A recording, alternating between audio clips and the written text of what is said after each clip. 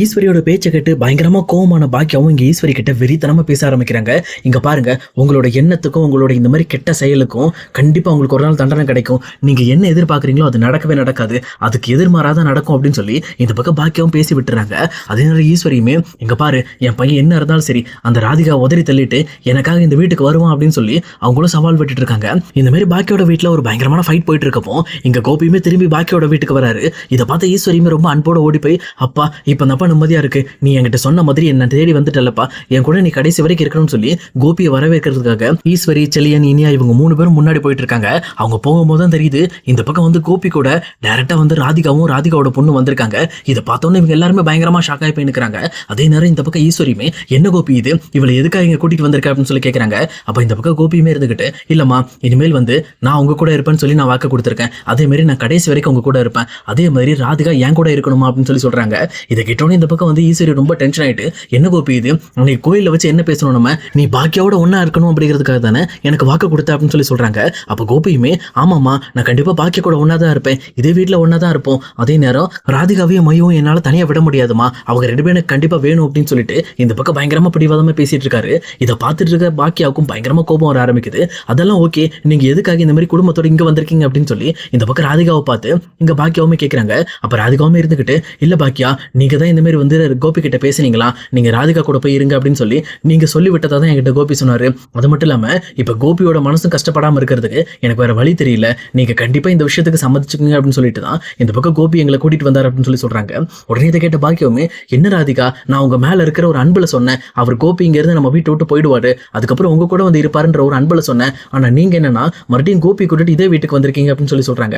அப்ப ராதிகாவுமே இருந்துகிட்டு, ஏன் பாக்கியா நாங்க இங்க இருக்கக்கூடாது அப்படின்னு சொல்லி கேட்கறாங்க. அது எப்படி இருக்க முடியுங்க, இங்க இருக்க வாய்ப்பே கிடையாது அப்படின்னு சொல்லி பாக்கியா சொல்லிட்டு இருக்காங்க. அப்போ பாக்கியா இதுக்கு மேலேயுமே ரொம்ப டென்ஷன் ஆயிட்டு, இங்க பாருங்க ராதிகா, நீங்க வேணா கோபியை எந்த அளவுக்கு வேணாலும் நம்புங்க, ஆனா என்னால நம்ப முடியாது, ஏன்னா அவர் என்னென்ன பண்ணியிருக்காரு அப்படிங்கிற விஷயம் எல்லாமே நான் ஒரு விஷயத்த கூட மறந்தது கிடையாது.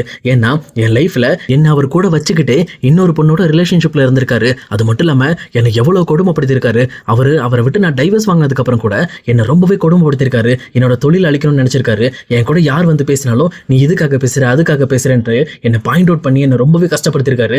இந்த அளவுக்கு ஒரு கேவலமான மனுஷன் திடீர்னு ஒரு நாள் நைட் அவருக்கு உடம்பு சரியில்லைன்னு எனக்கு ஃபோன் பண்ணப்போ நான் அவருக்கு போய் ஹெல்ப் பண்ணோன்னு நல்லவரை மாறிடுவாரா, அந்த நல்லவரை நான் மறுபடியும் என் வீட்டுக்குள்ள சேர்த்துக்கணும்னு நினைக்கிறீங்களா? நீங்க வேணா உங்க புருஷன் கோபியை நீங்க ரொம்ப நல்லவன் சொல்லிட்டு இருக்கலாம், ஆனா எனக்கு அந்த விஷயத்துல விருப்பமே கிடையாது. சொல்லப்போனா அவர் நல்லவன்ற ஒரு விஷயத்த நான் ஒத்துக்கவே மாட்டேன். ஏன்னா அவரு காரியவாதின்னு நான் ஒத்துக்குவேன். அவருக்கு எந்த நேரத்துல என்ன நடக்கணுமோ அந்த டைம்ல அவர் அழகா அங்க உட்காந்து சாதிச்சுட்டு போயிடுவாரு. இப்போ கூட அவர் இந்த வீட்டுல இருக்கிறதுக்குண்டான காரணம் என்னன்னு எனக்கு தெரியாதுன்னு நினைக்கிறீங்களா? கண்டிப்பா எனக்கு தெரியும். இப்போ அவர் மேல போட்டிருக்க கேஸ் கண்டிப்பா அவர் என் வீட்டிலே இருந்தாருன்னா தள்ளுபடி ஆக வாய்ப்பு இருக்கு. சொல்ல போனா அந்த ஒரு காரணத்துக்காக தான் அவர் இன்னும் என் வீட்டில் இருக்காரு அப்படின்னு சொல்லி சொல்றாங்க.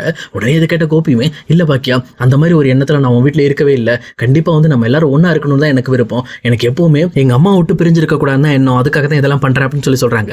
அதே நேரத்துல இன்னொரு பக்கம் எங்க பக்கத்துல இருக்க இனியாவுமே, இன்னைக்கு அப்பா இப்படி ஒரு முடிவு எடுக்கிறதுக்கு காரணம் நீங்க தாமா அப்படின்னு சொல்லி பாக்கியா மேல குற்றம் சாட்டிட்டு இருக்காங்க.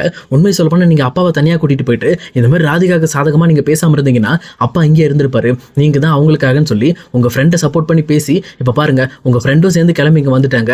இதுக்கு மேலே என் அப்பா கூட நான் எப்படி ஃப்ரீடமா பழக முடியும்? அது மட்டும் இல்லாம கோபி கிட்ட போய் இனிமேல் நான் பேசினா கூட ராதிகா கிட்ட போய் நான் பர்மிஷன் கேட்கணுமே, அவங்க கிட்ட பர்மிஷன் கேட்டு அதுக்கப்புறம் தான் எங்க அப்பா கிட்ட பேசணும், அது எவ்வளவு கஷ்டம் தெரியுமா? எங்களை பத்தி ஒரு நிமிஷமாவது யோசிச்சு பாத்தீங்களாமா அப்படின்னு சொல்லி இந்த பக்கம் பாக்கியாவை பார்த்து இங்க இனியாவும் கேள்வி கேட்டுட்டு இருக்காங்க.